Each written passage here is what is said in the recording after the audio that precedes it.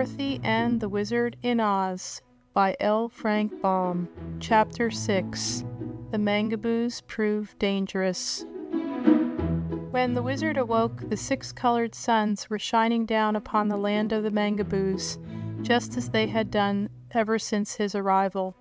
The little man, having had a good sleep, felt rested and refreshed, and looking through the glass partition of the room, he saw Zeb sitting up on his bench and yawning. So the wizard went in to him.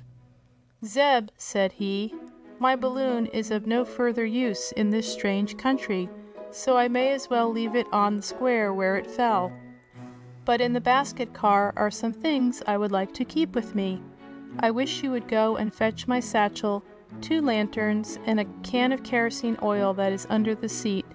There is nothing else that I care about." So the boy went willingly upon the errand, and by the time he had returned, Dorothy was awake. Then the 3 held a council to decide what they should do next, but could think of no way to better their condition. "I don't like these vegetable people," said the little girl. "They're cold and flabby like cabbages, in spite of their prettiness." "I agree with you. It is because there is no warm blood in them," remarked the wizard. "And they have no hearts, so they can't love anyone, not even themselves," declared the boy. "The princess is lovely to look at," continued Dorothy thoughtfully, "but I don't care much for her after all. If there was any other place to go, I'd like to go there." "But is there any other place?" asked the wizard. "I don't know," she answered. Just then they heard the big voice of Jim the cab horse calling to them, and going to the doorway leading to the dome, they found the princess and a throng of her people had entered the house of the sorcerer.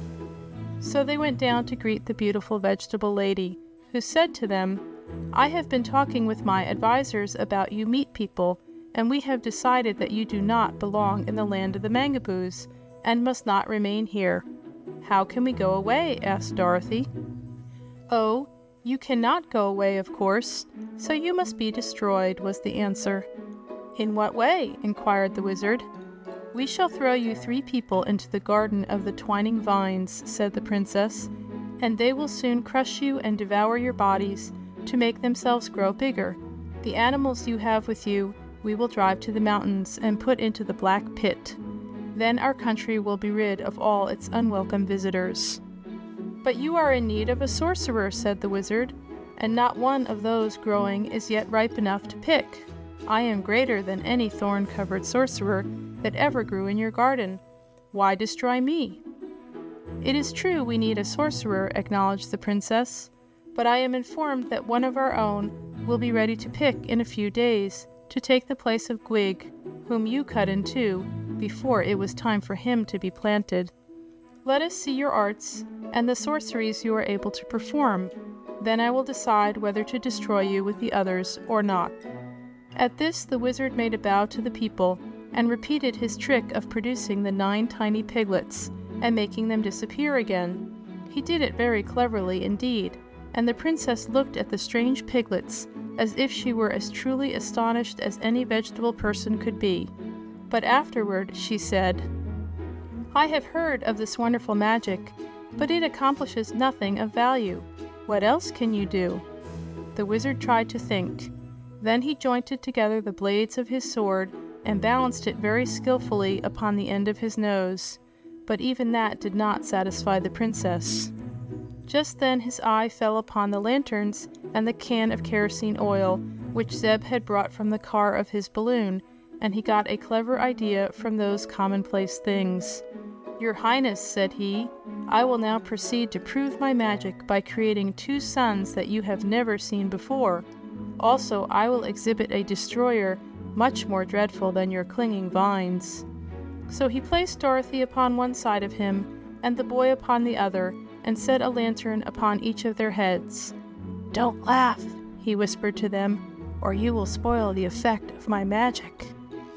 Then, with much dignity and a look of vast importance upon his wrinkled face, the wizard got out his matchbox and lighted the 2 lanterns. The glare they made was very small when compared with the radiance of the 6 great colored suns, but still they gleamed steadily and clearly. The Mangaboos were much impressed because they had never before seen any light that did not come directly from their suns.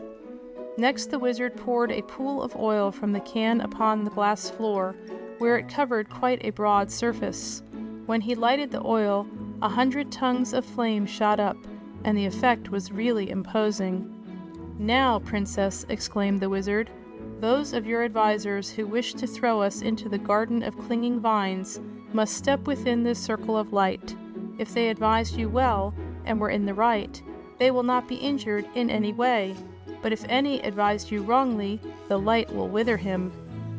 The advisors of the princess did not like this test, but she commanded them to step into the flame, and one by one they did so, and were scorched so badly that the air was soon filled with an odor like that of baked potatoes. Some of the Mangaboos fell down and had to be dragged from the fire, and all were so withered that it would be necessary to plant them at once. "Sir," said the princess to the wizard, "you are greater than any sorcerer we have ever known.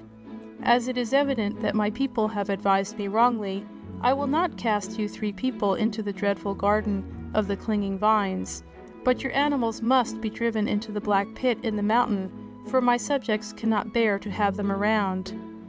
The wizard was so pleased to have saved the 2 children and himself that he said nothing against this decree, but when the princess had gone, both Jim and Eureka protested that they did not want to go to the black pit, and Dorothy promised she would do all that she could to save them from such a fate.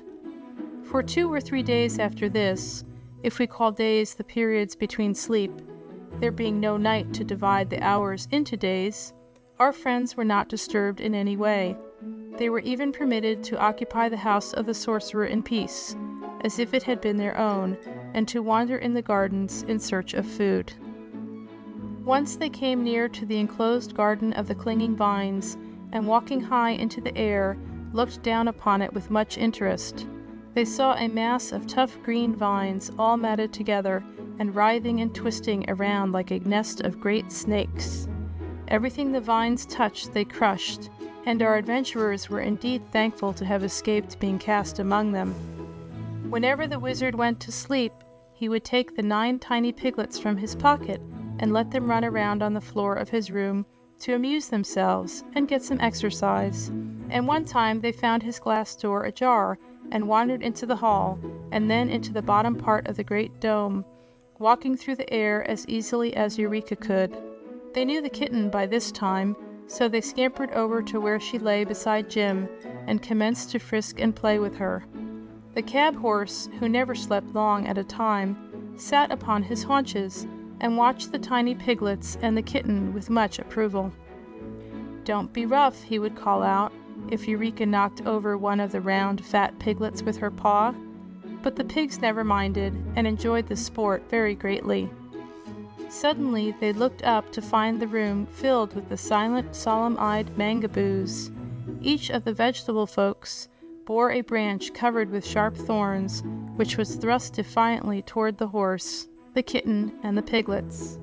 "Here, stop this foolishness!" Jim roared angrily, but after being pricked once or twice, he got upon his 4 legs and kept out of the way of the thorns. The Mangaboos surrounded them in solid ranks, but left an opening to the doorway of the hall, so the animals slowly retreated until they were driven from the room and out upon the street. Here were more of the vegetable people with thorns, and silently they urged the now frightened creatures down the street. Jim had to be careful not to step upon the tiny piglets, who scampered under his feet, grunting and squealing, while Eureka, snarling and biting at the thorns pushed toward her, also tried to protect the pretty little things from injury.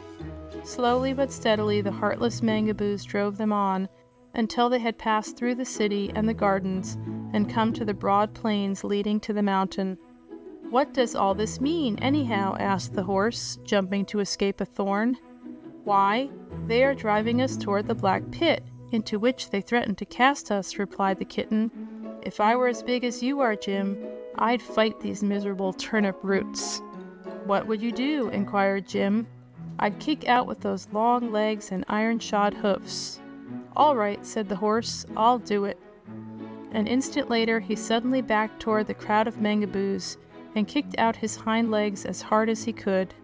A dozen of them smashed together and tumbled to the ground, and seeing his success, Jim kicked again and again, charging into the vegetable crowd, knocking them in all directions and sending the others scattering to escape his iron heels. Eureka helped him by flying into the faces of the enemy and scratching and biting furiously, and the kitten ruined so many vegetable complexions that the Mangaboos feared her as much as they did the horse. But the foes were too many to be repulsed for long. They tired Jim and Eureka out, and although the field of battle was thickly covered with mashed and disabled Mangaboos, our animal friends had to give up at last and allow themselves to be driven to the mountain.